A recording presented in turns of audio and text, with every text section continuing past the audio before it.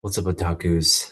It's your tour guide here. I jumped on about a minute early just to give some people time to jump in. Ron, if you're still there, welcome.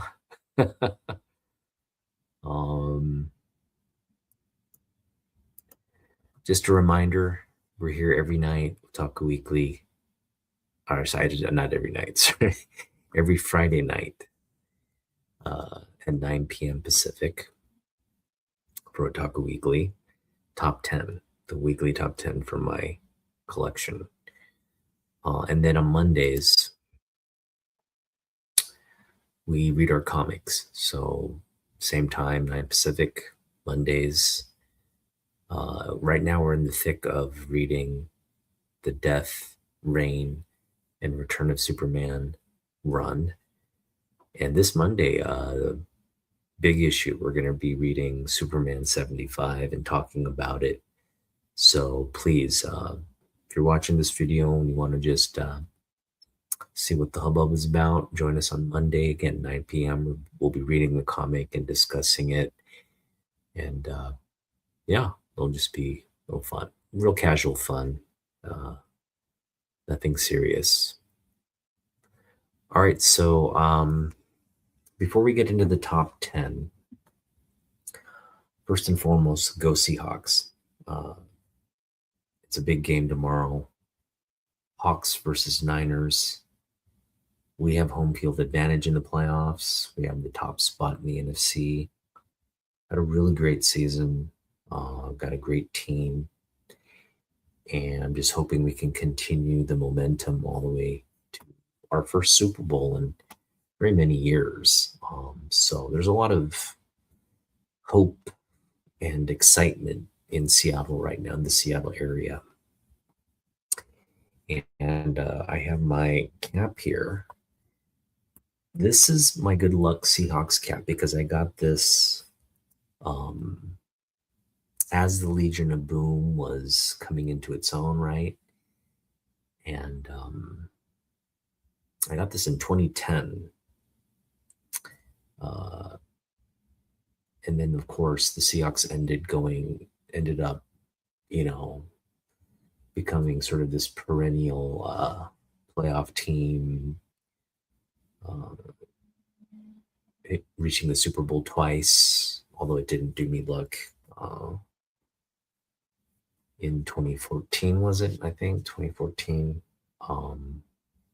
We lost that Super Bowl, but against the Patriots, that was painful.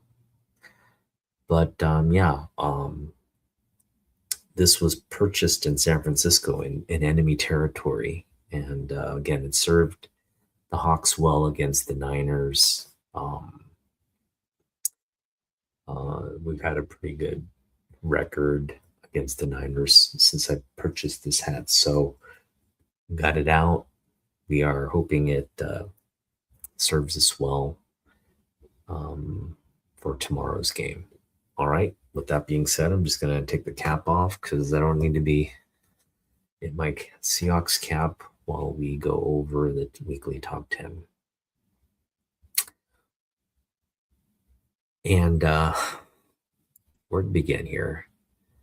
Today's weekly top 10, the theme of this top 10 list is gangs, specifically comic book gangs.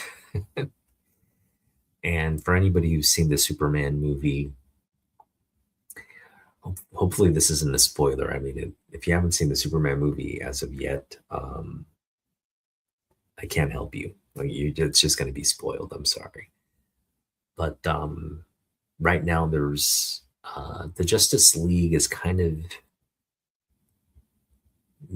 being coming into its own in the gun universe, right? They don't have an official name. Superman and the core characters are really uh, a part of the Justice League yet. There's no Justice League, but there's this kind of group of metahumans kind of teaming up in the Superman movie, and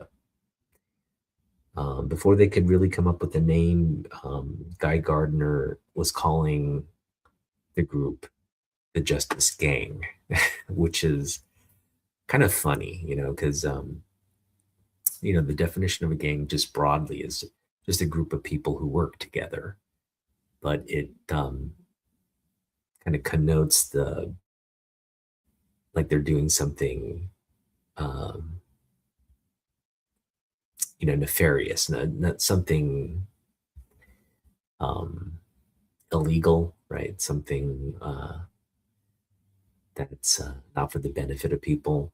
So yeah, it's interesting that they would come up with that name, the gang.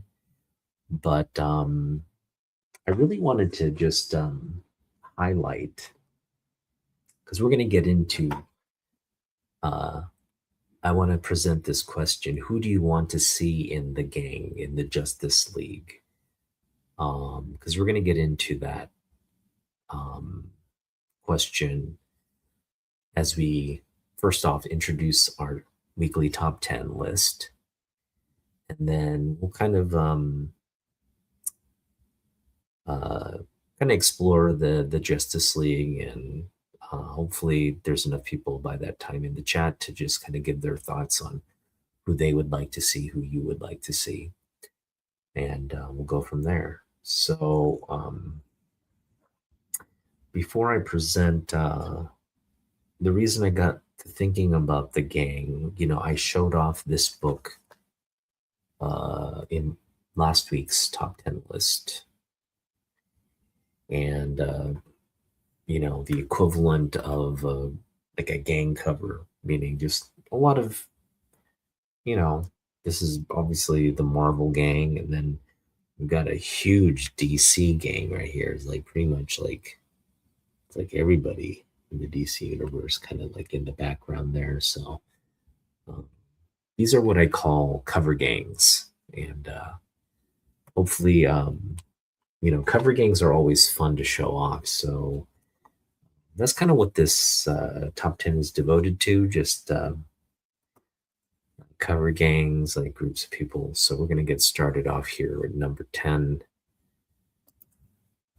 Uh, DC versus Marvel Comics. This was the 90s crossover.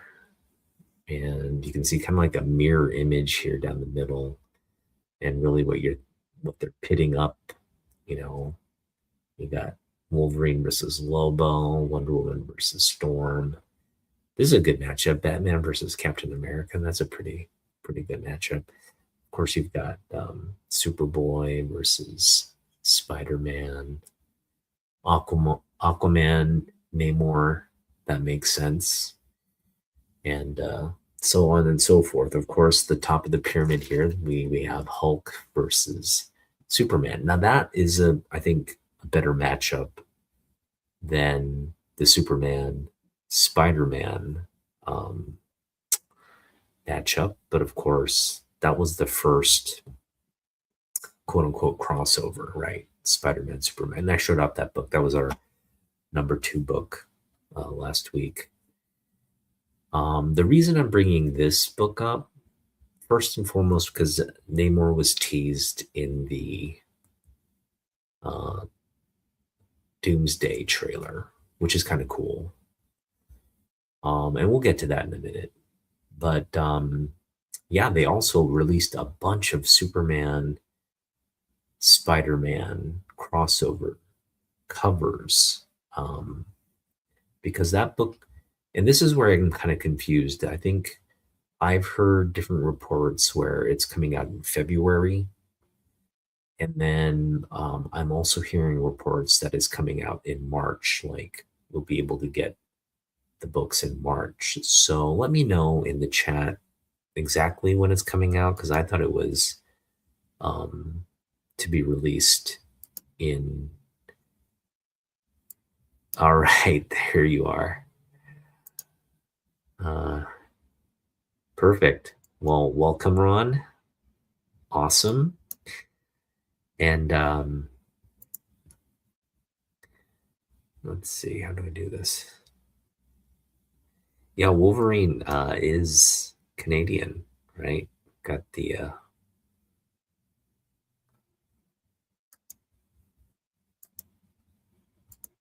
I guess I have to click on the comments here. So yeah, you know,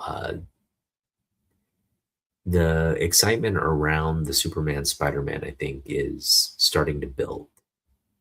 Now, I can't speak to how successful it will be, but a lot of people are excited about it. And I think, you have a lot of Spider-Man fans, younger fans who are fans of Spider-Man because of the movies and of course because the comic books are great. Okay, that's kind of cool. Canadian White Comics. Uh,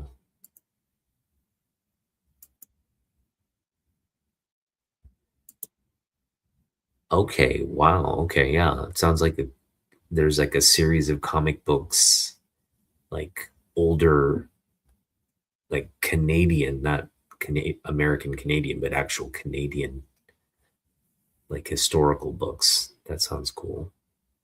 I'll have to look into that. That does sound interesting. Yeah, comics that Canada produced during World War II. That's pretty cool. That's got to be ultra rare and I'm sure valuable for people who collect that kind of stuff, right? The rare older books. All right, well, it looks like you're falling down a rabbit hole. That's pretty cool. Um, so yeah, back to this book. It really is there just to kind of continue acknowledging the crossover titles that are probably going to come. When they announced Absolute Batman, there wasn't as much excitement. It was kind of like a wait and see. And then as people started reading and people started getting excited about it, it really just kind of blew up. And now, if you look at the issues, there's quite a strong demand, and um, people are actively like seeking it out, and there seems to be a lot of buzz and excitement around the Absolute series. And there's apparently some really dramatic things going on there. Again, uh, not really keeping up with it, and but it is, something I think worth mentioning because it continues to be a big topic. But I also see the same kind of success happening for the DC Marvel crossover series because we really kind of got teased, Batman, Wolverine, which I was excited for. And then I think they're planning to do like X-Men Teen Titans again or something along the teen lines. And of course, now Superman, Spider Man. But I really see this continued collaboration, especially right now when you have this sort of nexus of DC content and Marvel content, just kind of like people are really excited about the projects that are coming. And it really seems like a competition. So to kind of fuel I don't know, the mutual interest, the ecosystem of comic book readers, it seems good like that it would be um, kind of have a synergy effect if you were able to have these crossovers, have these iconic characters kind of, you know, um, interact with one another in the comic books as they're competing for, box office dollars and eyes and attention on the big screen, on the silver screen, right? So it's kind of I think it's worth kind of seeing where this is going to lead because we've got a lot in the pipeline for projects. We've got the first of what I would imagine these. DC Marvel kind of crossovers. Again, who knows who we already got Superman, Spider-Man kind of battling it out. Who knows what else we'll see, right? There's a lot of potential here. Here you have Captain Marvel and Thor. That's a great matchup.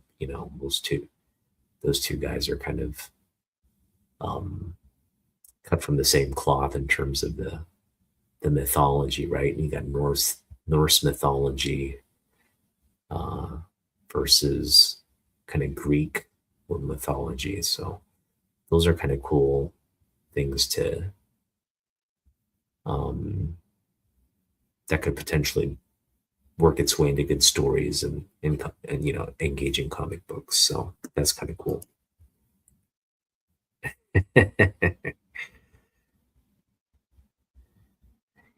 Yeah,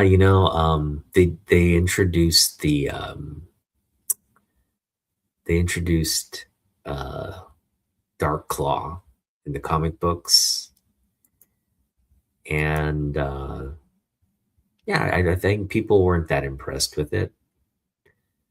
Um, I kind of got excited about it, uh, but again,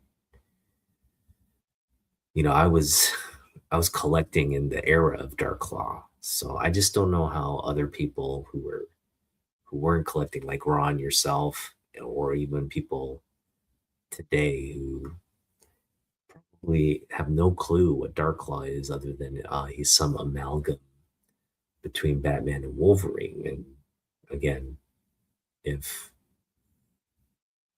you know, I don't know. I think you just have to be from this era that I'm presenting here to really for that to really take a hold. But I did see some other younger people kind of get excited about it. But all in all, I don't know. I think it's more geared toward um, my generation. But there you go. This is a an issue that I think is worth picking up just because of its significance. This is really sort of the first um, crossover where you have uh, a real like crossover within a crossover, right? So you've got multiple iconic DC and Marvel characters um, kind of coming together and battling. Here's issue number 3. Here's a good kind of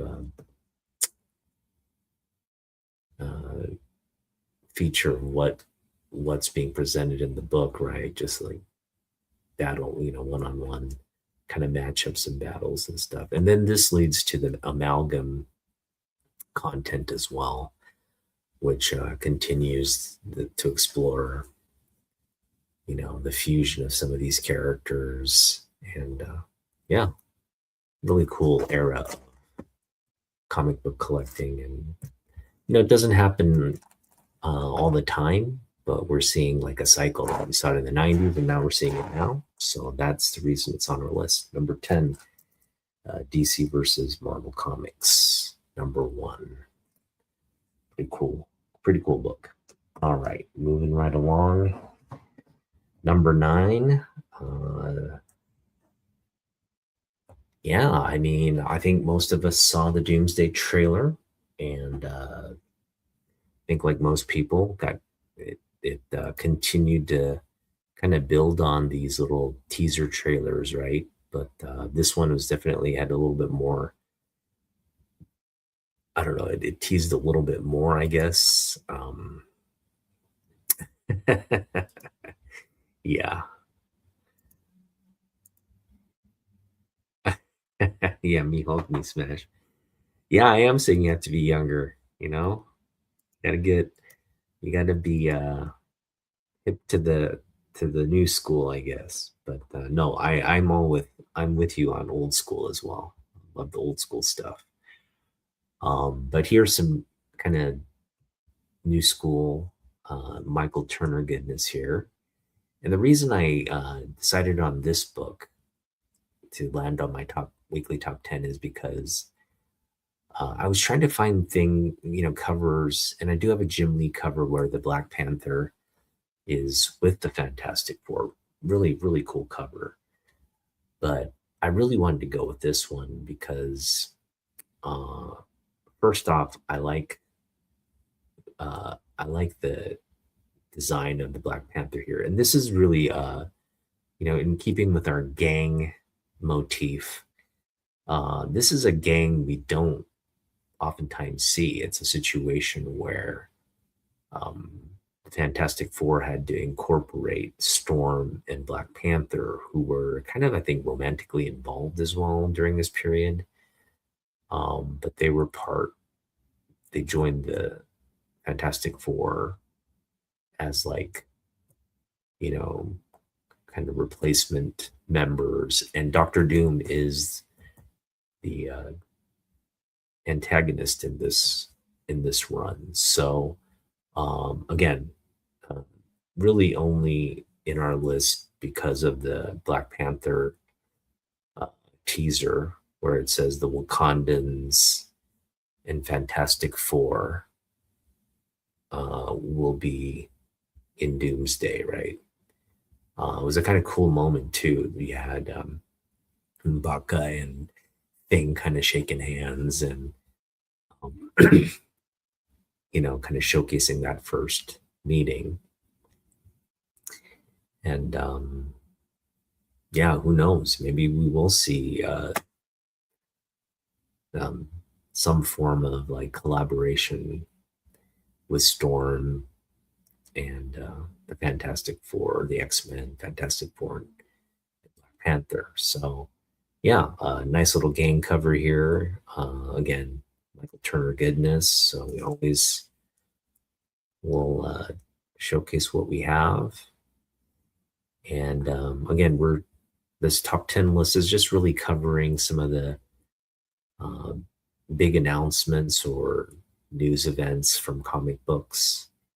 And yeah, that trailer is definitely has a lot of people buzzing. Um, and the thing is, of course, always a really popular character, and yeah, it should be fun to see um, Black Panther and the Thing kind of teaming up in the upcoming movie. So there you go, number 9, Fantastic Four. Clobbering time. That's right, Ron.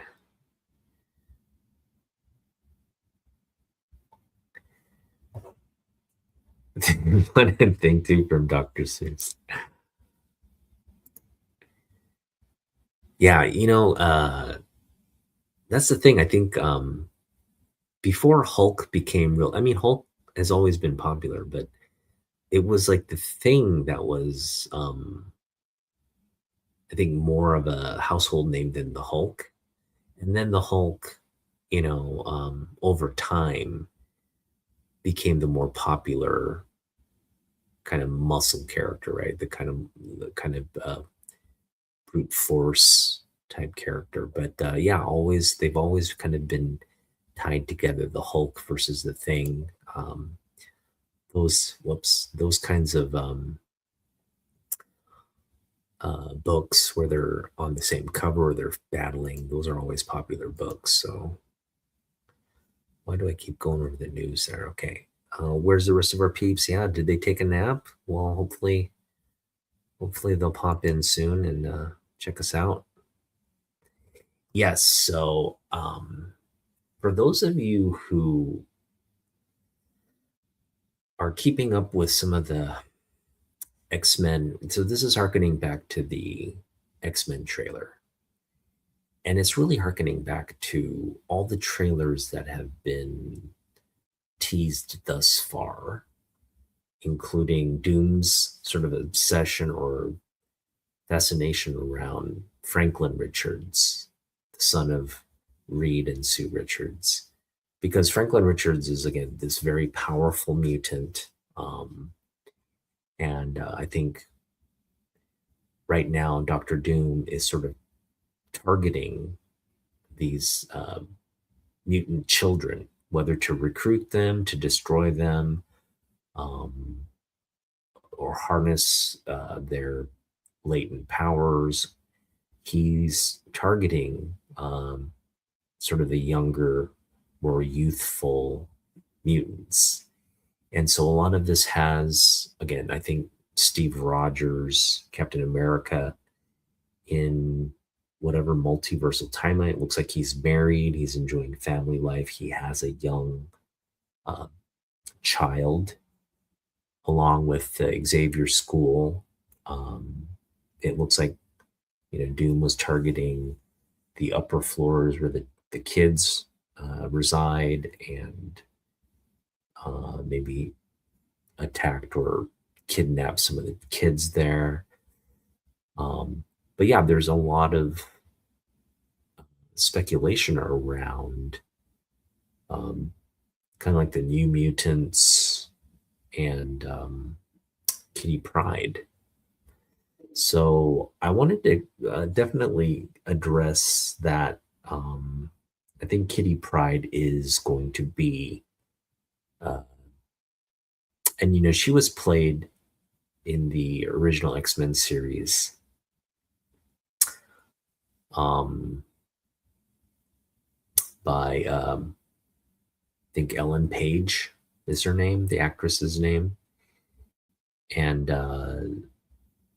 it should it should be interesting to see how Kitty Pryde comes back because there she was presented as like one of the younger mutants, and in the X-Men that's how she's presented, but eventually over time she joins the superhero, or she joins the fight uh, and becomes Shadowcat. And again, I think right now it's more speculation, but it seems to be kind of a, I don't know, widely anticipated speculation based off of the information we've gotten. And so, I just wanted to kind of focus on that. I don't have too many Kitty Pryde covers. In fact, I don't think I have any Kitty Pryde covers. But this is one I picked up in my first haul of 2025. And I thought I'd just feature it because it's a great Marvel Age cover by Dave Cockrum. This is an homage to Frank Frazetta, and Frank Frazetta's did a series of these like artworks for Conan the novel, or they were used in Conan the novel, but they're also just, I think, used to market like Conan, um, the Savage. I think it was used to market the novels, and then they became just sort of like synonymous with Conan memorabilia, and they made posters and kind of marketing materials around that. In fact, they kind of reissued a lot of those Frazetta covers for reissues of comic books. But it's an incredible piece. Uh, Go check it out. We can look at it later here on my computer if need be. But really great piece by Frazetta, again, a Conan piece. And this is an homage to that. And it's a beautiful cover. I was mentioning last week the Doom cover that Cockrum did for X-Men, where Doom's holding Storm. That continues to, in my opinion, to be one of Cockrum's best covers. But it shouldn't diminish the fact that Dave Cockrum has an incredible, he has an incredible portfolio of like comic book contribution, and this is just a great showcase of that. I mean, look at how beautiful this playful cover is here with Lockheed, a very sexy Kitty Pryde, and all these sort of like Scotty Young-esque night crawlers there with the Wolverine. Yeah, it's a funny cover, but pretty cool. Again, my collecting era. This is just really kind of cool stuff to collect. I think I paid like 33 cents for this one. So yeah, for 33 cents, you're not leaving this there. And um, this is kind of the stuff I like to collect anyway. So there you go. That is number 7 on the list. No, sorry, that was number 8 on the list. Number 8. And now number 7. 7 on the list. We got confirmation about some of the cast. So we know Harvey Dent is being played by Sebastian Stan, who played Bucky in the MCU. And we got confirmation that Barry Keoghan is playing the Joker, and that Colin Firth is returning as the Penguin. So we kind of have our cast for Batman 2 kind of laid out, and we'll have to see. Yeah, Elliot Page played Kitty Pryde. Hmm.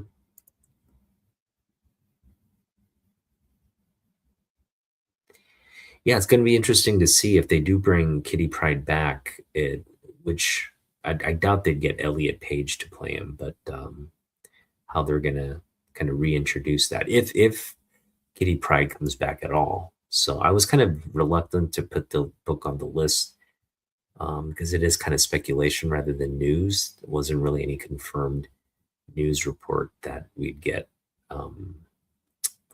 Kitty Pryde in the next Doomsday movie. But I just have a feeling like with all the kids and, obviously it also, you could make the argument this could point to like the New Mutants being a bigger, maybe it being introduced, right? I know we got sort of the X-Force introduced in the Deadpool movie, but this could be the first time we really see the New Mutants, right? Um, like Magic and uh, some of the characters there. So we'll just have to see how it ends up. So yeah, Two Face. We're getting Two Face, and I just wanted to showcase this cover. I got this cover signed by Dustin Nguyen. There's a signature right there. This was during, I think, Emerald City Comic Con in 2023, if I'm not mistaken.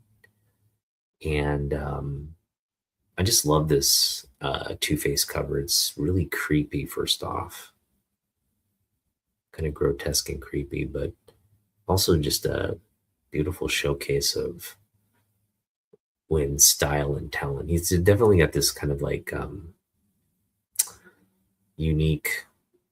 I've got another book here. He's got this very uh, signature style about his artwork, very stylized, very um, it's very artistic. It's not like your straight comic book type art. It kind of is like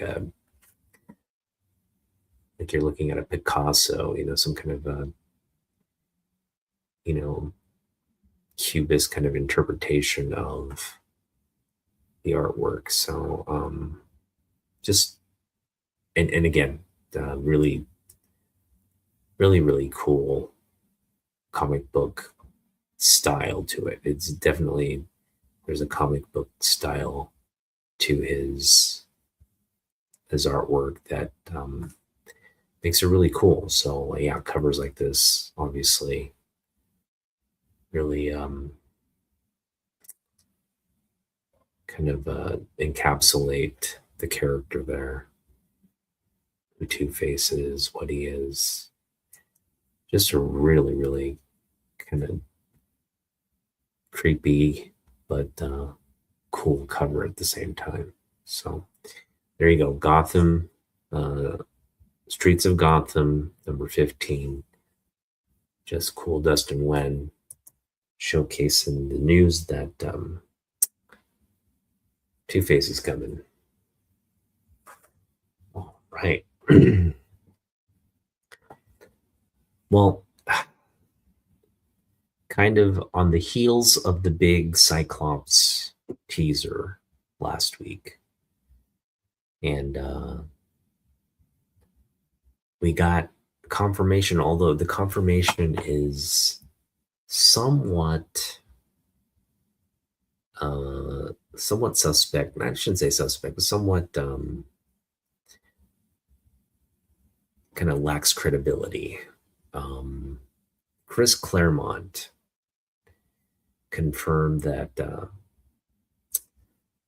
Framke Johnson, who played Jean Grey in the original Fox X-Men movie, and there were reports for the longest time she would not be coming back to the X-Men, that she was out, and that all these other X-Men actors were returning, but she would not.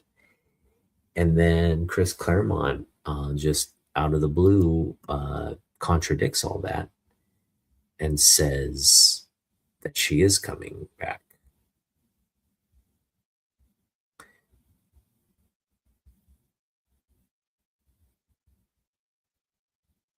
Yeah. This book here, I had this book back in the 90s for sure, yes. But I did I did pick up this newsstand recently. And this one I think was my original copy. So one of these, no, the newsstand I picked up as a second copy. This one I believe was my original copy from the 90s. So thank you, Ron, for um, seeing that. And I'm gonna stop at two copies. I just really because it's a wraparound, I kind of wanted to have the be able to see it. It is a really nice Andy Kubert cover. It's iconic from the standpoint. It is the wedding of Jean and Scott. So when this book came out in the 90s, it was a big event. In this book, um, it falls on the heels of Wolverine having to deal with losing his adamantium and coping with bone claws and all that.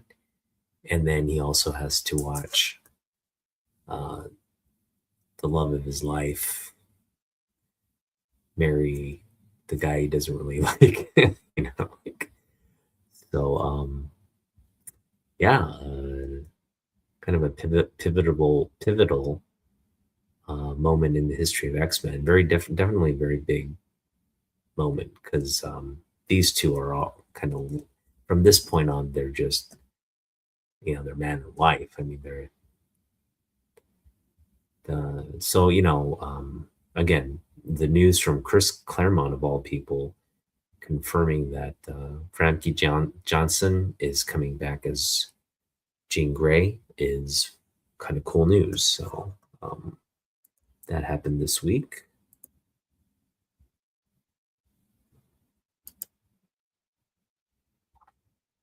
Okay. Yeah, I know, Ron, you have, I'm sure, many a classic comic book.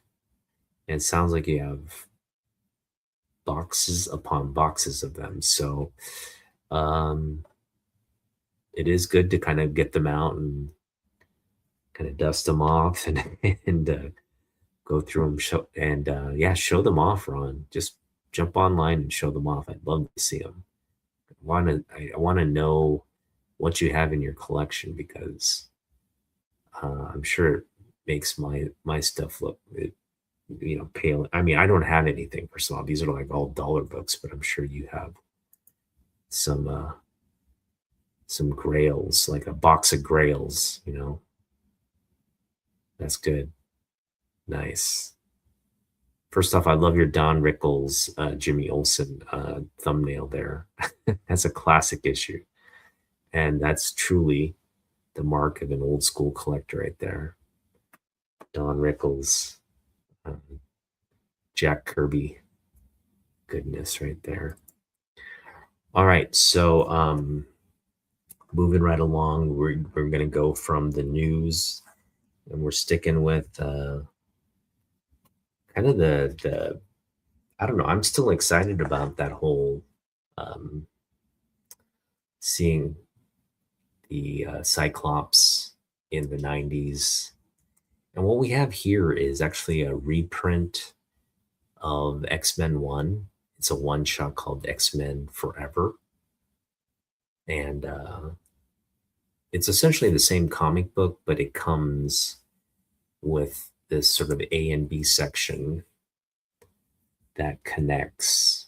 So as you can see, it's a pretty. This was one of the like insert um,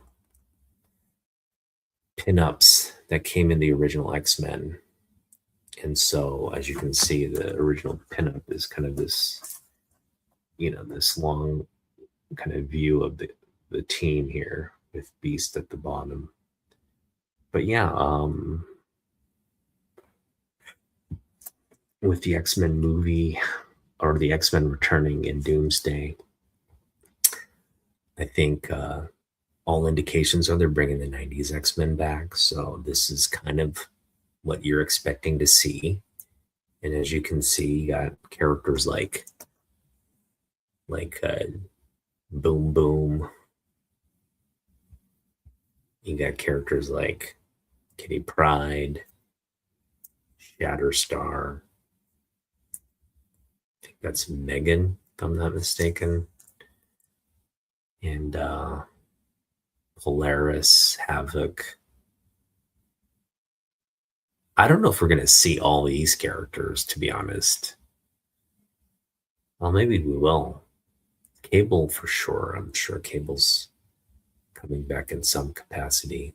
He's such a big part of the '90s X-Men. In fact, in the animated series, right, we're getting a lot of Cable goodness, a lot of Bishop goodness as well.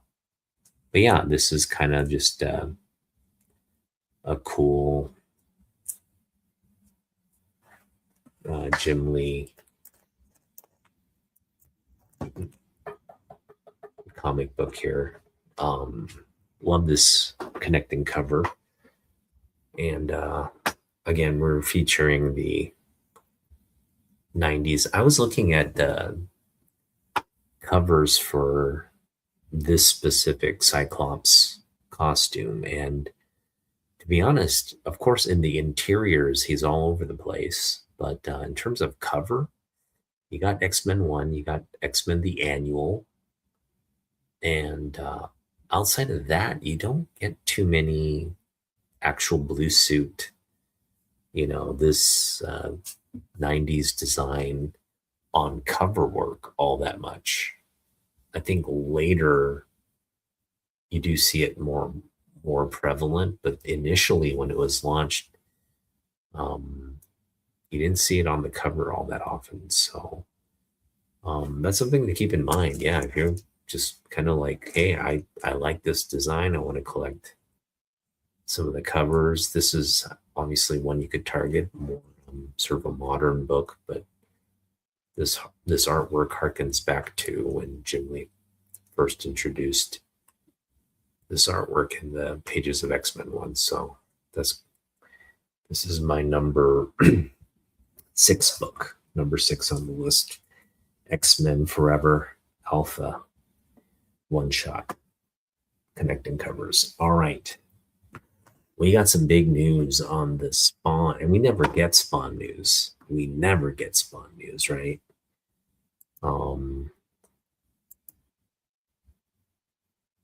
I may have oh, you're right.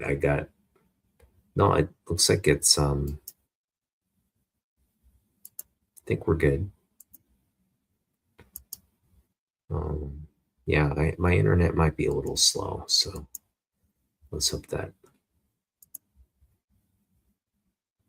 that's great. Yeah, you had a cool dad, man. You had a cool dad. I want to take Leo, my son, to the comic book shop. But right now, he has no interest in doing that. In fact, he doesn't really show much interest in my comic books. Um, but I think it's going to take some time. I'm going to have him come to me and be like, I want to read a comic book, or I want to go to the comic book store. Just have him come to me. I do want to show him Superman. Um, I think we'll probably go see the second one together. So before we go see the second one, we'll watch the first one. He hasn't watched the first one yet, just because of some of the scenes there aren't really kid friendly yet. So when he's a little older, probably for this second one, we'll definitely get caught up on the movies and go watch it. I've introduced him to Superman. He knows who Superman is. He's just not, he's into so many other things other than Superman. But yeah, I know you got some Spawn, right? Yeah. Yeah, I think that's the important thing. Like, they, if you can kind of introduce them properly to the hobby, hopefully they there's a lot of things, right? But a lot of things to kind of uh, incorporate as a hobby, right? I had I talked to a gentleman. He loves to fly fish, and he's just talking about how he's looking forward to his annual fly fishing trip to Montana with his buddies, and then they just go out there and just, it's for sport. They don't, they catch and release, and it's just really to enjoy the outdoors, each other's company, and the the skill it takes to do that. Um, and I really respect that, because that's a passion right there. And you have to have sort of those in life. I feel like, um, and have it really. It doesn't need to necessarily be the most social thing, but it has to be. Um, it has to be special to you. So uh, for me, yeah, that's comic books, and anytime you can kind of share that with anybody, whether it's a friend, whether it's your grandkids, whether it's your children, I think it's a really special thing. And there's nothing. And Ron, you know this. Ron and I, we love comic books, and so the fact that you know we're just basically getting to do what we really really like, uh, and not having anybody really dictate, you know, the hobby for us. We make our own decisions. We pick up what we want. It's like that's kind of what it is. And yeah, this is from my collecting era, and this is my copy of Spawn #1. It's a pretty clean copy, and it is my original copy from my original collection. So as you can see, I took care of my comic books. Um, growing up, this one's pretty clean. I was thinking about getting this graded, but like, what's the point? There's a gajillion of these spawns. They are kind of in demand, though. I've noticed they do command sort of a, especially the mid tier ones, right? They kind of command a good price. I wish I'd picked up the newsstand, but I was I basically collected at my comic book shop, not from the 7-Eleven. So that was my downfall, because I totally am a newsstand collector, but I didn't really pick stuff up from the newsstands. But yeah, this was in the news this week because Jamie Foxx, who's sort of attached to play Spawn, I guess, uh, on the production, and he's, I think, in close contact and communication with Todd McFarlane. They seem to be, I think, partners in this potential venture. But yeah, Jamie Foxx confirmed that the script for Spawn is complete, and that is significant because once you have a script, now you got people. Now you can bring in some like serious investment, get the project rolling, and when you have a big name like Jamie Foxx attached, Jamie Foxx is a big buff dude too. You know, I know he had a recent health scare and he's probably recovering from that, but should he, like kind of like get in shape for the role and take on the mantle of Al Simmons here, this could be a really really big project because there's so many comic book people that would just be absolutely, me included, right? If they were to release a new feature for Spawn, because the '90s version is, I don't think the '90s version was that great.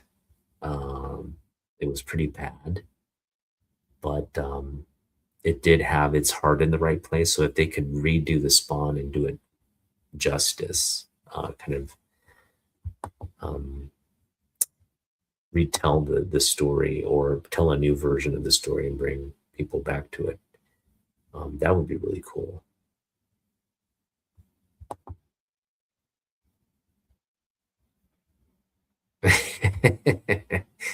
The Spawn is in every collection, I think. That's the thing. Like you have a couple books that just end up in every collection, and apparently like X-Force Spawn and like these Supermans that I love collecting are in them. So that's again, that's kind of the era that I collected, and it's that '90s footprint. It's hard to get out of its shadow. So yeah, Jamie, think he had like a stroke or something, right? He had like a stroke, but he was able to. It wasn't like a severe. It was just kind of like it was a heart attack or a stroke, but it was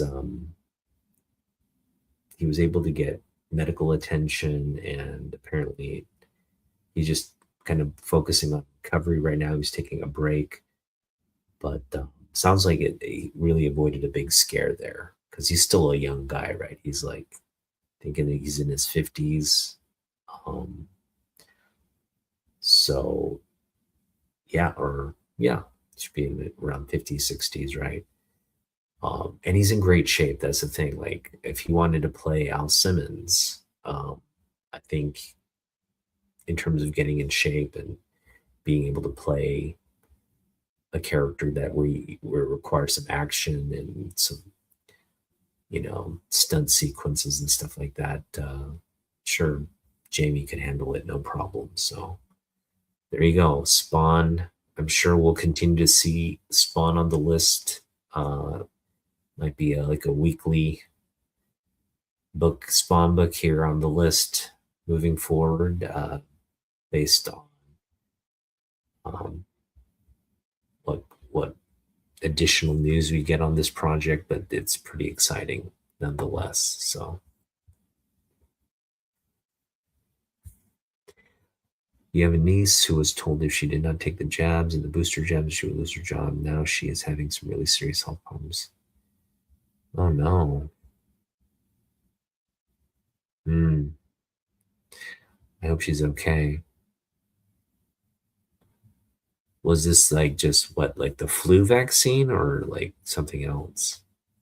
Oh, the booster. Okay, so like COVID and flu type vaccines. I'm sorry. I'm sorry to hear that, Ron. That's not. Yeah, that's unfortunate. Yeah, that's unfortunately if you're, if you're in airports and on planes and in closed spaces, they kind of want you vaccinated, right? And it's unfortunate that she was forced to do that. Oh well, hopefully. she makes a good recovery and or has made a recovery if she hasn't already. All right, so we're heading into that was it. We're in the top five now.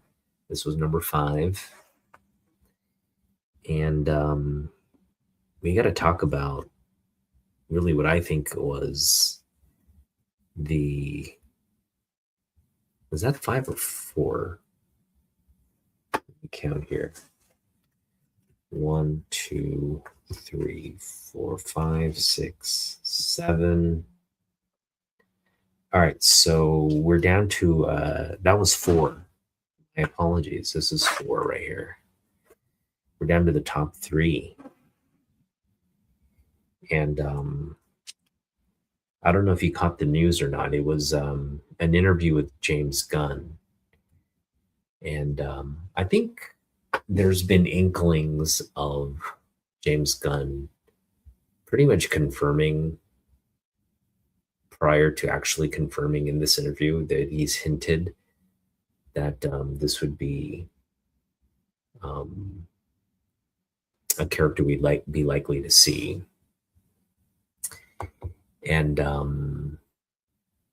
that is Miracle Man. And James Gunn in a interview this week essentially confirmed that they are working on a Mr. Miracle related project, whether it's TV or film. They haven't gone that far, but they announced that some kind of script is in the works or has been completed. I think it is. He's coming in like a movie project, so it will be some kind of movie project. Correct me if I'm wrong, Ron, if you've heard anything, but it was confirmed that again, Mr. Miracle is coming. Oh wow, okay. Oh dear.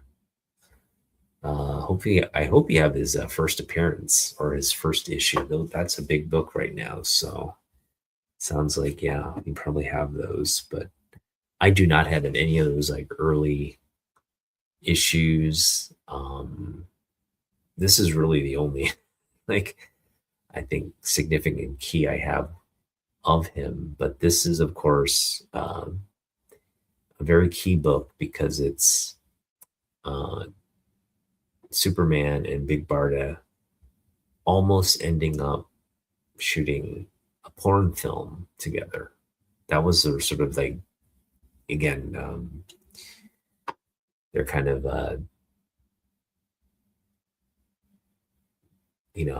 making it out to be like, oh yeah, we'll totally be in a star in an adult film, and it was some elaborate ruse to fool sleaze in this one. And yeah, um, Mr. Miracle's kind of clueless as to what's going on until the end. But this is a low key issue just because it's such a, they're kind of dealing with a very risque kind of topic for a kid's comic book, right? Like presenting adult films, like starring in an adult film, a porno, basically. Like that's kind of just weird stuff to bring up in this like late 80s comic book, but that's what we have here. Really, iconic cover here by Byrne as well. But yeah, you got Mr. Miracle there featured. So this is my number three book, just based on the Mr. Miracle confirmation that he's coming. That had me excited for what's to come. He's always kissing. Superman was kind of a player. You gotta realize he has all these girlfriends. He keeps Lois and Lana kind of competing for his attention, and so lots of shady stuff going on there. But I'm sure it's You know, the chicks just dig Superman. And we just gotta acknowledge that fact, right? It looks like it does. It kind of looks like it's she's naked there, but don't know. Those are pants. Those are pants. And anyway, that's this is our number three book. And of course, with the announcement of Miracle Man, Big Barda coming, we obviously uh, can conjecture. Nothing's been confirmed yet, but much like the Kitty Pride conjecture, this one's a little bit, I think, more uh, has a little bit more legs to stand on with regards to speculation, and that is we'll probably see Dark Side at some point. You can't introduce Big Barda and you know Mr. Miracle without um, that prospect playing out, because those two characters are from Apocalypse, and yeah, um, Dark Side obviously has a big uh, controlled them. Was they were made to do his bidding, and they escaped that programming, and that's all kind of what we with that just that small tidbit. Hey, Mr. Miracle's coming. You can expect that's the equivalent of saying, yeah, Dark Side is we're planning something for Dark Side. So with that being said, I just pulled out my really my favorite Dark Side cover here on Superman Batman number 12. This is Michael Turner. Goodness, here, just absolute masterpiece here with Supergirl. Oh my God, that just look how amazing that the pose, the costume, the lighting,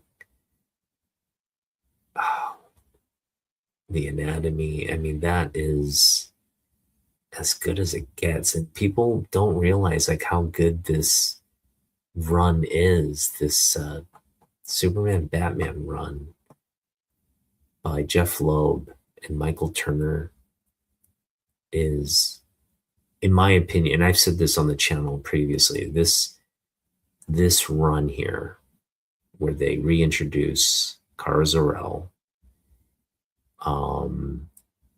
some of the best sequential comic book storytelling in the history of comic books. And I don't say that lightly because I've read a lot of comic books.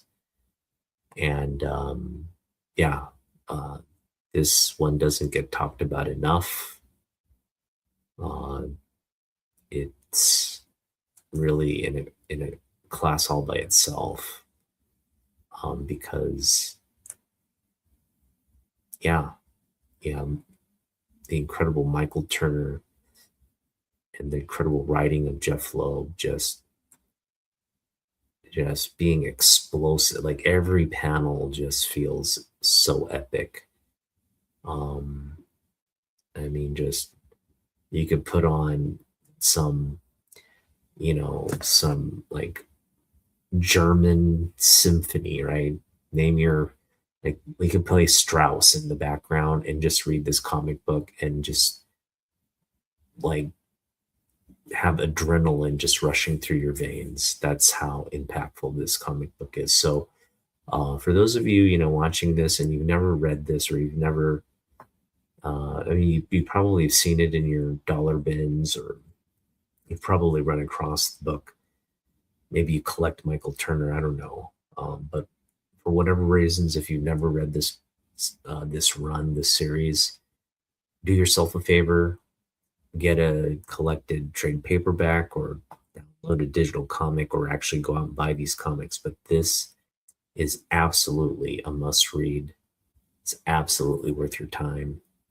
And I hope this cover, just showing off this cover is enough to get you to fall down that rabbit hole, because it's the best stuff.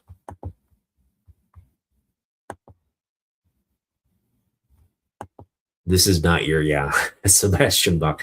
No, Bach is too mellow. This is like Strauss, Stravinsky, something which is just like where it's just like orchestral forte, you know, accelerando type symphonic uh, madness. That's the soundtrack to this comic book. That's how good this is.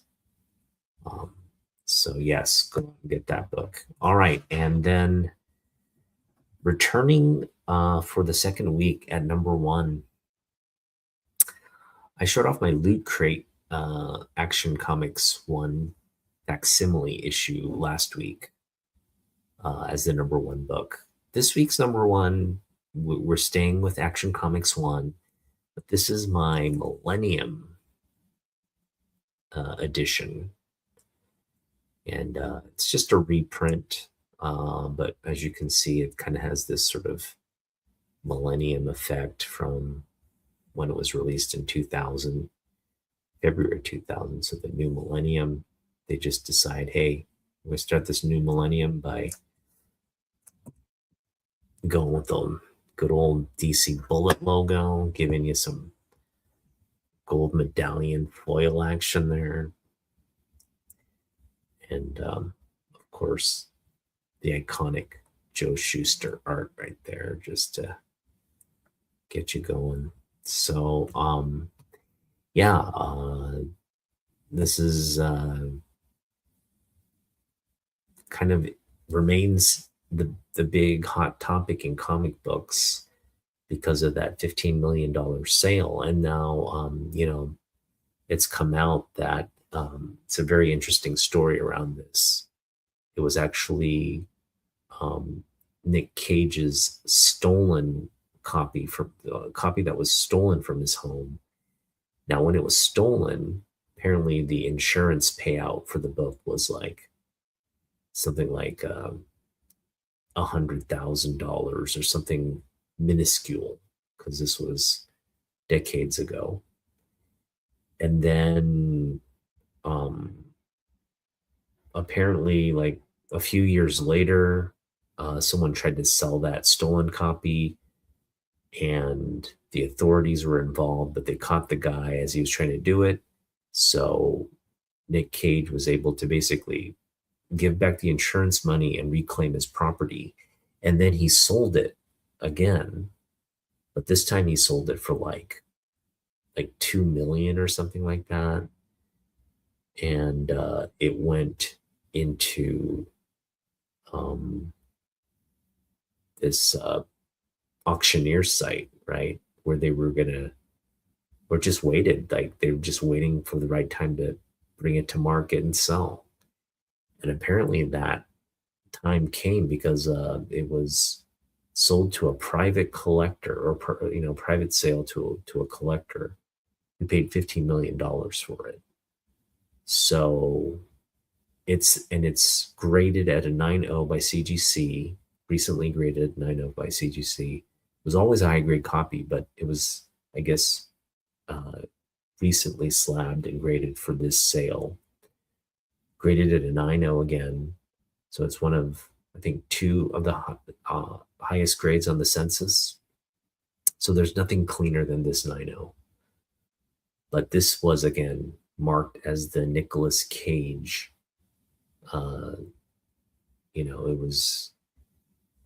It's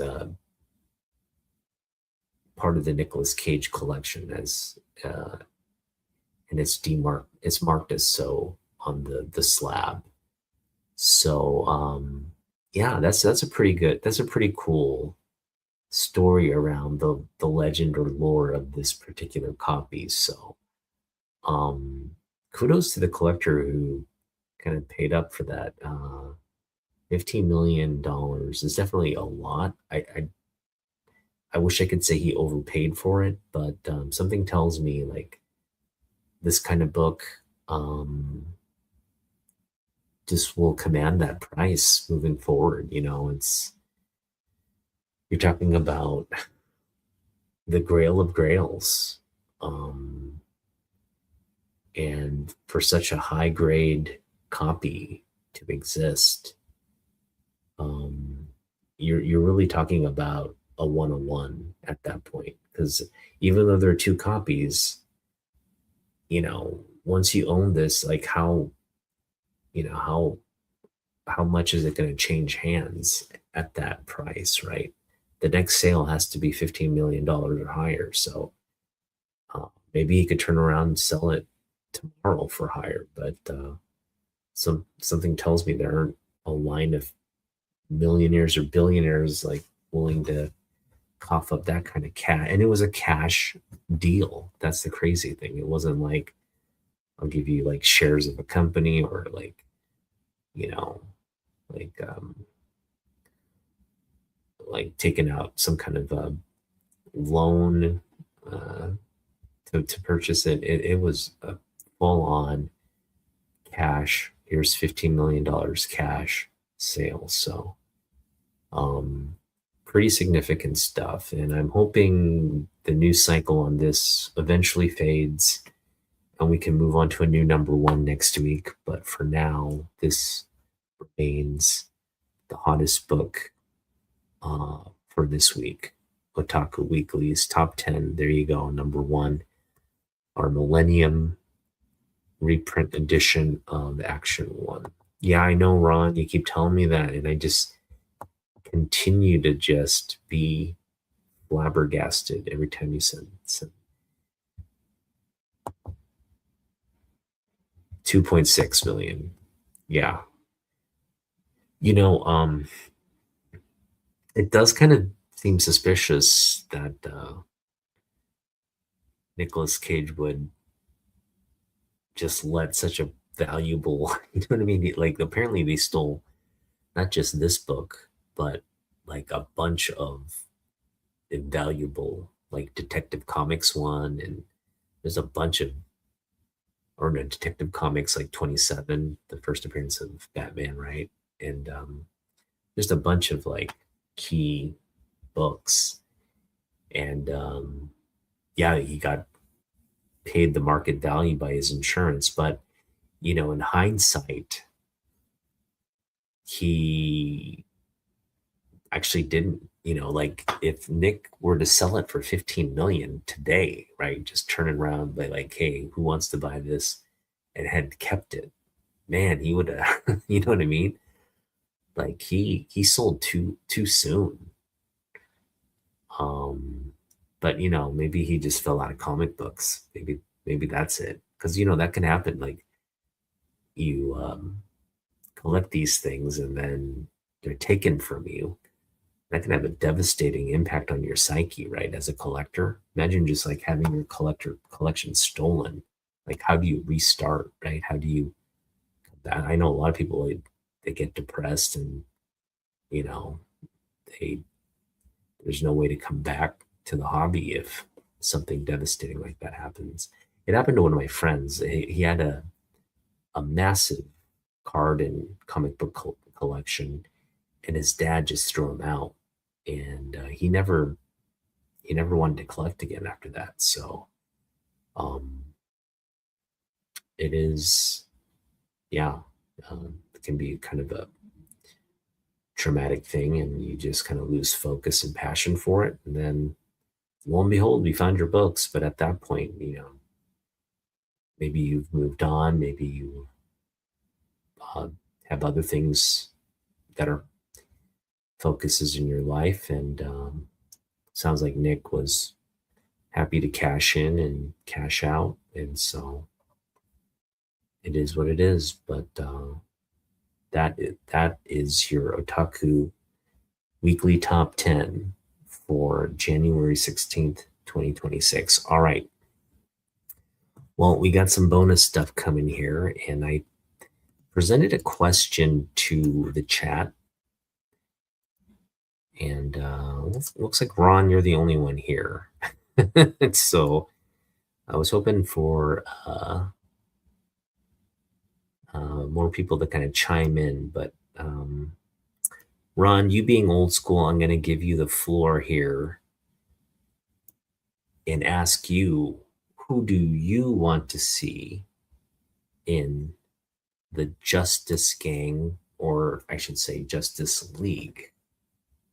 You got anybody in particular that this person has to be part of the Justice League? I want to see this member in the Justice Gang slash Justice League. That is what I'm curious about.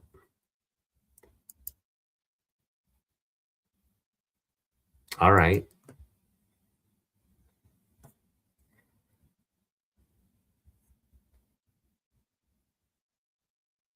So, the for me, what's exciting is they haven't announced Justice League. In fact, there's no. They've just kind of been like, here, these are projects, right? They have titles, and you have like Supergirl, Woman of Tomorrow. You have Brave and the Bold. You have Wonder Woman, right? You have like actually a Wonder Woman movie coming out. That's doesn't leave much to the imagination there. You know who's going to be in that movie, right? Um, okay, depends on who is in there now. Haven't kept up, yeah.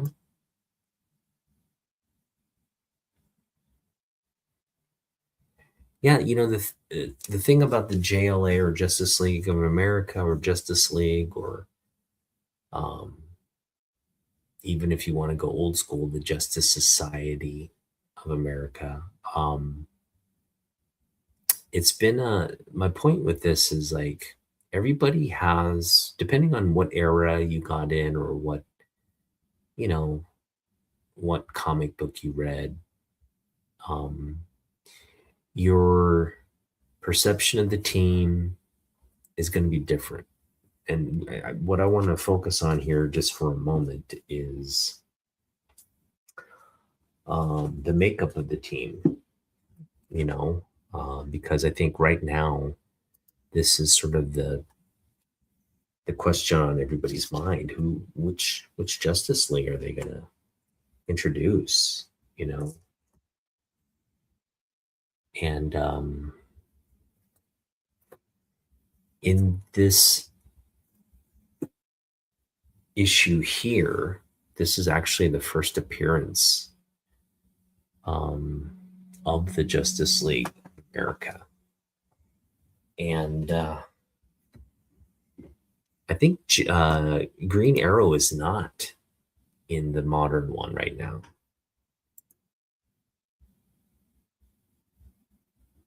Yeah, yeah, Ron, that's a pretty classic team right there. I think those are the foundational members, and that's kind of what we have here, right? We have Wonder Woman, Green Lantern, Aquaman, Flash, and Martian Manhunter. In fact, Batman wasn't even a part of this conversation, at least in this initial issue. It was all these sort of like DC, these were very popular characters in their own right, you know, except, Martian Manhunter obviously is kind of introduced in this team. He didn't have really much of a history or anything, but he's kind of introduced. His origin story is kind of introduced here, and he helps this team, and it's really sort of like they're backing up Superman because Superman's so busy, doing this and that, and so these four heroes kind of like there's this alien Starro that comes and is really formidable, right?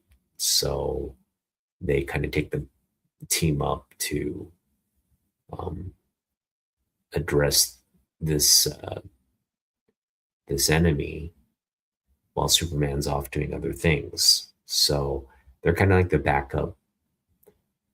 When Superman's busy or doing something, we we kind of step in and team, use teamwork to get the job done, right? And then thus, Justice League of America is born. So these are foundational characters here, right here, and I want to point them out because you got Green Lantern, who we know is coming to the Lantern series. We've got Wonder Woman, who we know is coming in the Brave and the Bold series, or sorry, in the Wonder Woman series. We know the Brave and the Bold is coming. We don't know exactly what that entails yet. But for all intents and purposes, if we're having DC, I think it's safe to say you're going to have a Flash, you're going to have an Aquaman, and at the end of the day, you're going to have uh, John Jones as well, Martian Manhunter. Okay. I think it's safe to say we're going to see this gang uh, as um, at least foundational members of the Justice League.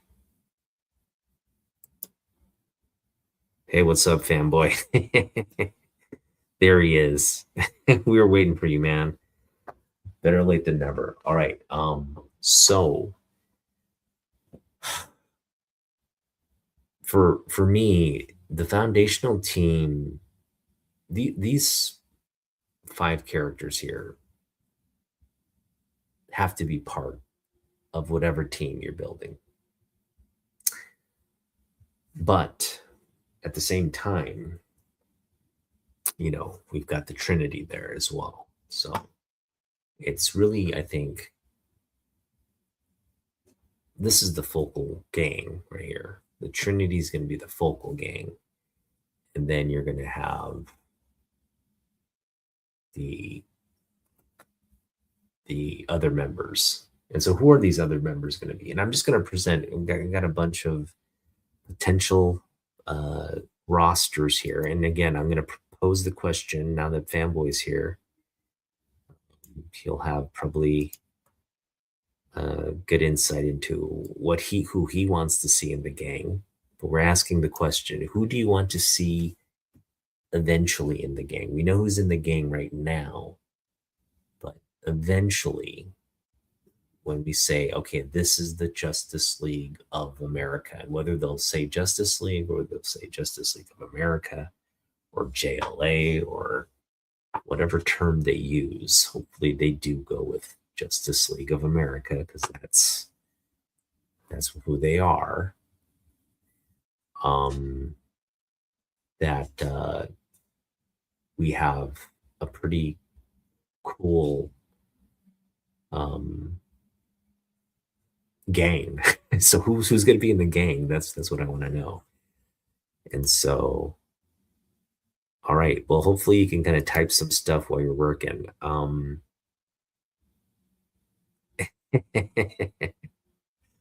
right, we got our gang here. We got Fanboy, Ron, and Otaku. The Justice League of YouTube. And for me personally,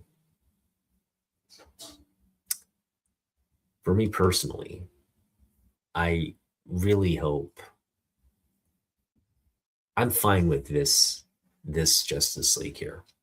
I'm fine with this, and I know we probably won't get this because I think James Gunn's in a pattern where the Justice League is really not necessarily a team. It's more like you have a crisis. It's like who can show up, right? We've got this Justice League is just like anybody who answers the call in the time of need. The heroes that will sacrifice. They're dedicated to the defense of Earth. They're dedicated to the defense of the innocent, the vulnerable, right? And so I think you can really have a big, broad umbrella in the gang. But at the same time, you just can't have like, you know what I mean? Like the gang has to have a membership. Not anyone can just be part of the gang. You can't just be like, oh, I have superpowers, so sign me up. No, no. Because there's codes to this, there's secret codes. There's systems you have to learn, right? There's protocols. Not anybody and everybody can serve in this gang. You have to have the chops, the credentials, the wherewithal to really be worthy. Let's just put it that way. So for me, if they could, okay, yeah, that's that. Now we're doing it. Now we're going down that path, right? And we're heading there, I think.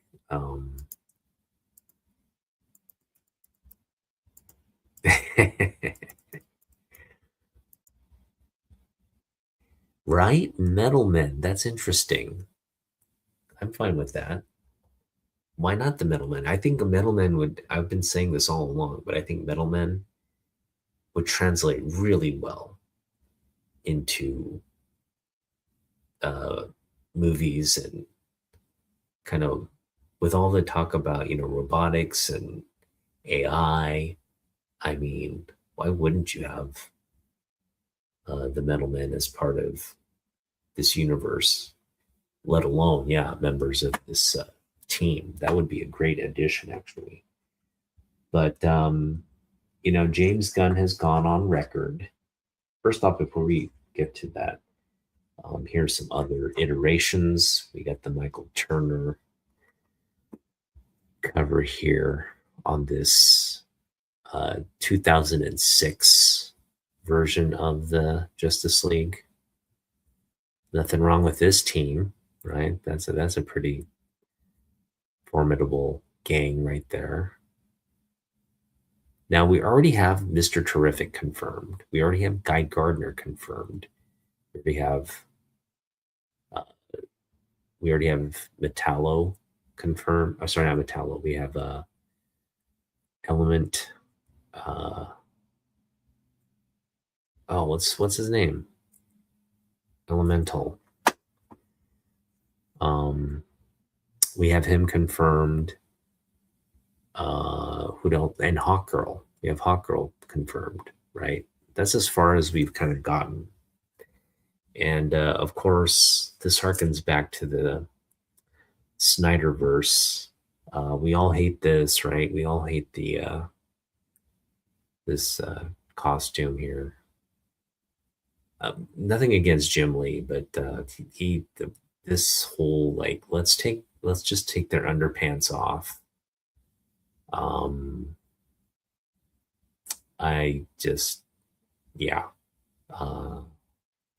And this doesn't really make sense. I mean, you have foundational characters up to here, right? Up to here, you have foundational characters, and then you swap Cyborg for Martian. I mean, it just like why, you know? But again, it is what it is. This era of Justice League, the New 52, kind of, a lot of questionable sort of calls here on this one. And this book was, I don't know, it was kind of lackluster in my opinion. It just felt like, oh yeah, we're just gonna create a new story and give them new costumes, and that should do something, right? Should at least sell some comic books. No, that's not how you sell comic books. I'm sorry. So we've gone over some iterations here, but as you know, James Gunn has been very vocal about um, about which series he wants to draw from. So going back to I think Fanboy's answer, um, I think ultimately we're going to land somewhere in this realm here, and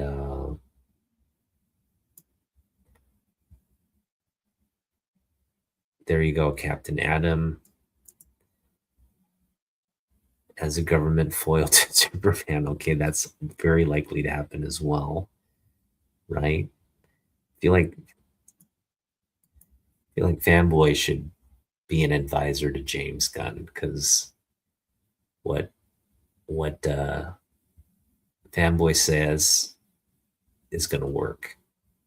It's going to work no matter what. Um, and again, James, this is the thing that this is where comic book movies, I think, ultimately fail is when you don't get the right people in the room to say, "Hey, yeah, that's great. No, maybe we shouldn't do that." Like, and what I mean by that is that not just writers, but you get comic book fans. Now, obviously, all the writers are going to say they're comic book fans, and that's fine, right? Like, um, obviously, you want to get fans writing movie scripts and all that as well. But sometimes these quote unquote comic book fans that are writers, I just think sometimes they're just freaking lying, right? They're just posing, poseuring as a comic book fan just so they could, have a job. Um, and that's just definitely the way it felt for some of the Marvel projects. And that was my worry for the gun project, right? I was just like, man, are you just going to get a bunch of comic book posers just acting like they know what's best, what fans are going to like. So what has me hopeful though is like um, they've got people like Jeff Loeb, they've got people like Tom King, they've got people like Marv Wolfman, uh, Giffen, DeMatteis. These are all advisors to Gunn on these projects, which makes even Jim Lee, right? Jim Lee is also an advisor on the projects. So you definitely have a wealth of comic book people. And so I think, yeah, as much as fan feedback is important, when you've got the actual creators of these comic books being like, no, we're going to do it this way. This is what you should be doing. I think Gunn is taking the right approach there because in that scenario, you don't have any poser writers or some execs in the room being like, oh, this our data shows kids like this, or our data shows people like, you know, freaking Herbie the robot. They love Herbie the robot. We got to roll with Herbie the robot. So you just need an adult in the room, right? Whether that be a real comic book fan like Fanboy, or whether it be um, again one of those creators I mentioned. Too many bullets. Okay. So yeah, Red Tornado, Metal Men, these are all I think again, I'm all for like a big umbrella, a broad umbrella, but it can't be just anybody and anybody off the street. You got to be handy with the steel, if you know what I mean. Earn your keep. And that's what I love about this particular, and we're being very specific here on the iteration, because we're going from, now mind you, um, this starts off really great. Starts off great, and it continues to kind of add people here and there, right? And There's a lot of tension here. Batman just assumes he's the leader of the Justice League. Um, and then, like Batman's busy doing other stuff. So he's kind of like, man, I got other things to worry about. I can't just be babysitting you guys. And, Guy Gardner is pretty powerful. So he kind of like takes on the quasi leadership role. He wants to be leader, right? And um, it continues to like morph, right? And then you get the actual like Justice League uh, tag, and yeah, you get Booster Gold, you get Blue Beetle. So I'm looking at this specifically, and what I love about it is because you've got the foundational members there. You've got you've got a Green Lantern, and again, he's the Green Lantern right now in the movies.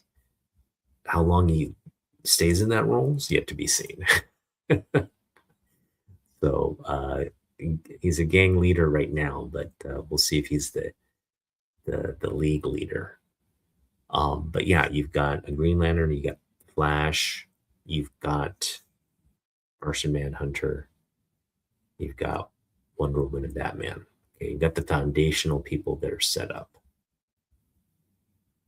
And then we've got confirmation now. Mr. Miracle is going to be part of Guns. We already know Elemental.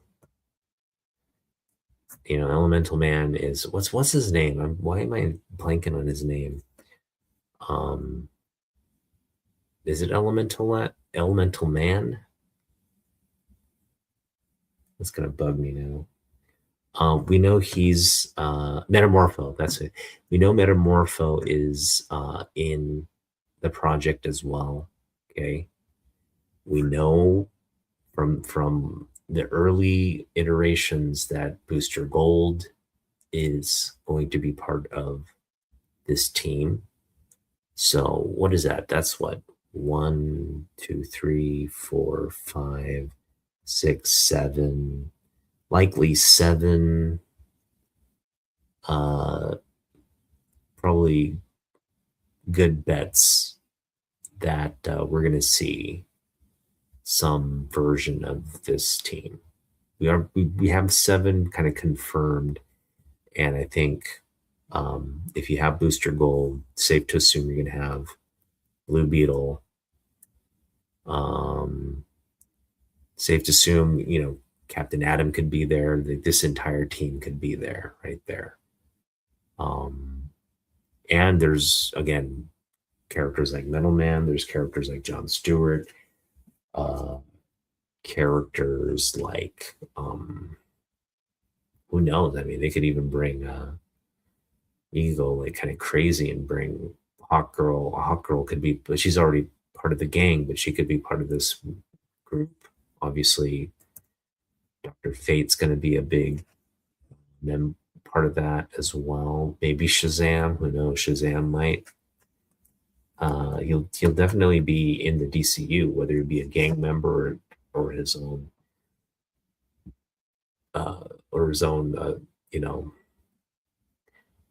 his own hero, yet to be seen. So, yeah, just let us know in the chat if you're watching this on the rewind. Obviously, you weren't here having fun with us, but we hope you do join us next week. We're here every Friday, 9 p.m. Pacific, to just, again, go over the week's news through a weekly top 10 and have fun just talking comic books and stuff. So hopefully this was a fun conversation for you guys. And the second one looks too crowded. Yeah.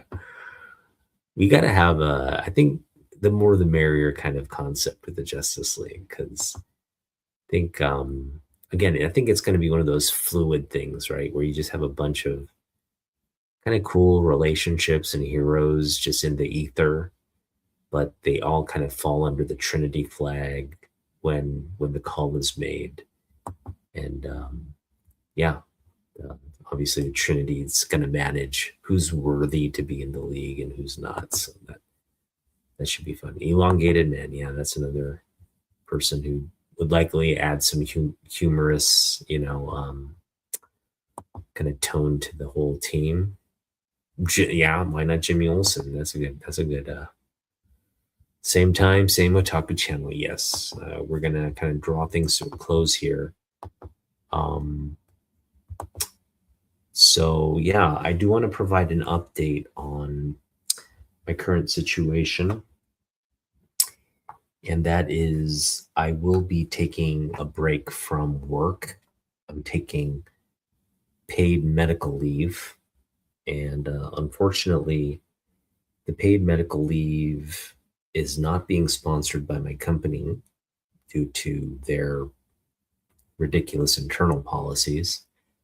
But I'm going to be uh, Washington State just the reason I didn't take medical leave and I was kind of forced back to work was because I was denied medical leave um, due to certain work hour requirements that weren't met. But apparently the state, they eased those requirements. And so in 2026, under current state law, I do qualify for paid medical leave.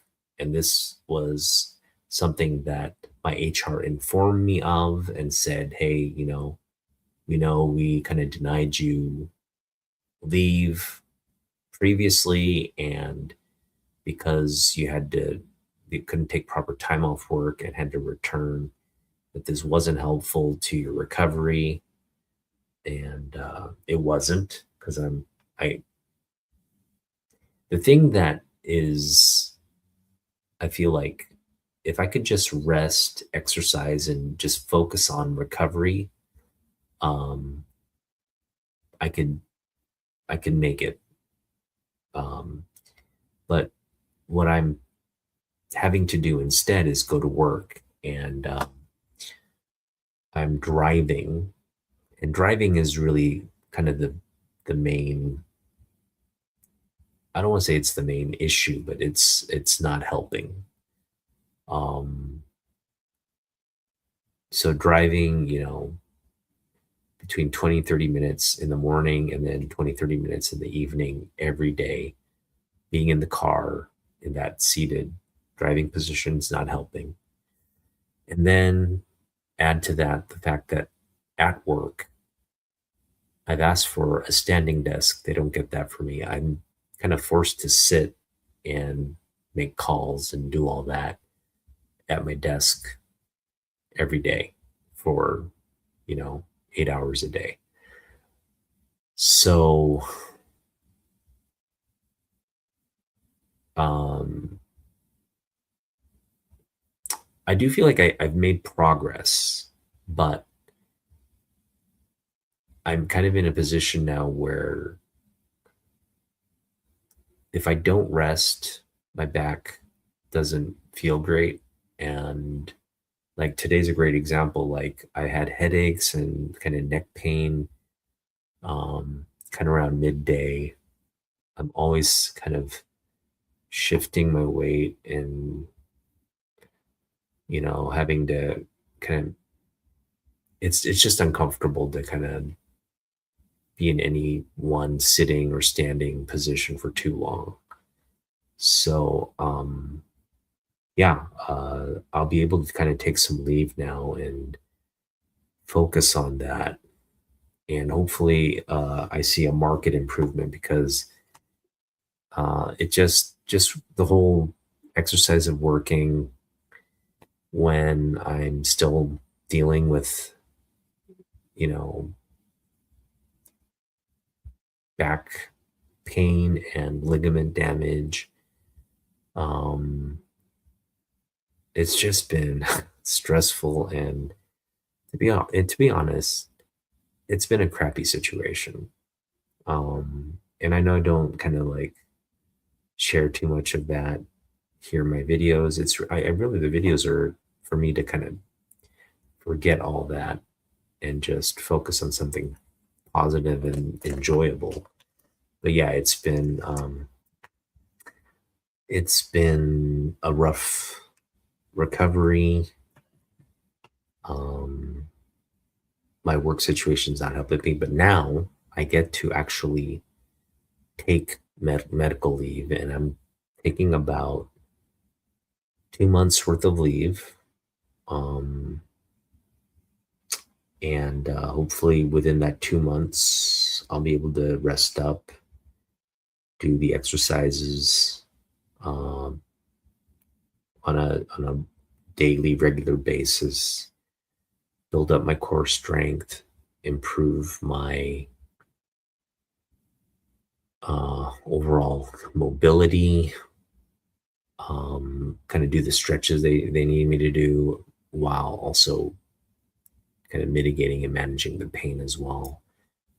And so, yeah, I definitely don't feel as much pain as I did initially, but I do feel the pain still when I'm bending down or just kind of moving and having to sit and all that. So, um, yeah.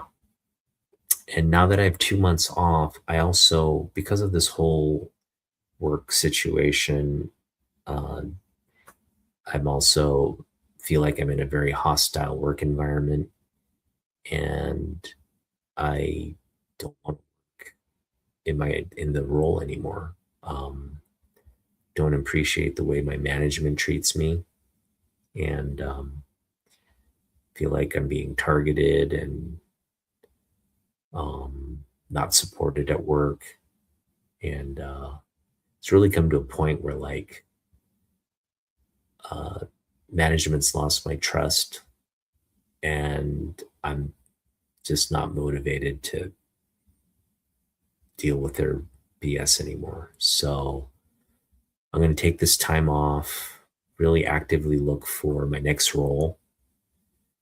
I'm also planning to do some studying because I want to get a certification in place where, should certain things happen, I'll have some additional avenues open to me um, that should, you know, again, should certain things happen, I'll have some backups that the certification will offer. So, going to work on that. I think it's a 4 week program or something like that. It's pretty intense, but at the end of it, I should be certified. So, um, yeah, I'm gonna probably move forward with that along with the recovery. So it's gonna be some studying, gonna be some exercising, eating better, taking better care of myself, but just focusing on me for a little bit, taking a break from work, and yeah, just kind of seeing what else is out there, looking for work while I'm doing that. So there's that update. Yeah, I'm sorry to hear that, Ron. That's good.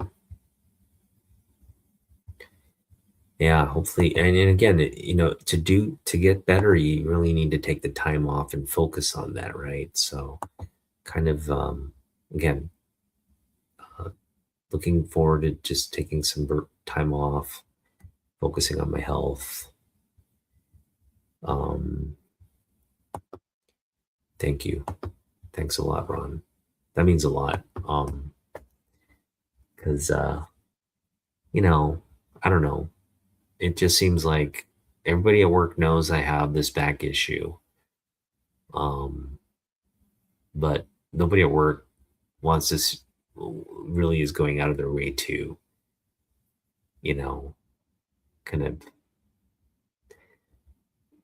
make my experience at work, or catering to that. Like, you know, I asked, hey, can I work somewhere closer? No, no, you got to stay where you are. Hey, can I get a standing desk? No, no, you got to sit. Just like all these requests that I've made to just some accommodation for my back, just completely just ignored. And um, you know, I think right now, again, I filed a complaint with HR and they didn't do anything about it. So right now they just seem to be like, hey, if you have a choice, you can either work here or just, you know, stop complaining. Basically, I don't know that seems to be the message. Like, hey, you can always leave. You don't have to like stay in this situation. They're just being like, they're trying to make me out to be some kind of like unprofessional, like uh like I'm not respecting people at work or whatever. They're trying to make me out to be this person that's like disrupting everything, which is absolutely ridiculous. um which is why I have the issue, right? It's like, just everybody in management, just they're just a bunch of yeah. Again, thank goodness these quote unquote directors and managers, they thank goodness that they don't have, I'm really like, because HR was involved in this, they just can't up and like terminate me. So one of the things I feel like I need to do right at this point while I'm taking my break is file a formal complaint with the state agency, um, just out of concern for my current role, right? Um, because there's a window where I can file a complaint with the state and they investigate. But if I don't do that outside of the window, like, companies like ready to just kind of show me the door, and they can't do that under state law, um, when I filed an HR complaint. So yeah, I'm gonna file my complaint with the state because I have a legitimate, I think, claim that this is the manager has been just the worst. He's vindictive. He's hostile. Creates a really negative work environment. Uh, Making some really inappropriate comments aimed at me, that's led to this really just caustic relationship. So um yeah, again, the time off kind of takes me out of that stressful work situation, and now I just feel like, oh, okay, can kind of take a breath, focus on me, focus on getting better, all the while doing things to like get my, continue to look at opportunities and hopefully find a better, when I am better, find a better place to land in, um, and just leave all the BS behind. Because yeah, I mean, at this point, kind of want to move on. I don't want to work in there anymore. Just feel like I'm forced to because I don't have any other options at this point. But now I will be exploring those fully. So more updates to come. Sorry to kind of end on a downer. I didn't want to start with all this like stuff that was happening this week, but just know, um, I am taking like a 2-month medical leave. I'll be just focusing on health. I will continue to be do these videos. I feel like this kind of sitting is fine. I'm just gonna go rest right after this video anyway, so I'll just be lying down, taking a rest. But this helps in a lot of ways. It takes my mind off all the other stuff, to be honest, work stuff, health related stuff. It just kind of just, I mean, you saw, I mean, right, you know, you're watching these videos, and when I pull out the books and I talk about it, you see how kind of how jovial I get, how how much fun I'm having just chatting with you, Ron, and Fanboy. So um, we expect to continue to do this each week. So yeah, if you're watching on the rewind, if you've gotten this far, we do hope to have you in the chat next week, and you know, just following along. We'll have a new top 10 selection of books with a whole new slate of news items and, of course, topics to discuss. But today we focused on cover gangs, and hopefully you had a good time. So uh, have a great weekend. Go Hawks. Go Seahawks. And we will see you in the next one, my friends. Peace out.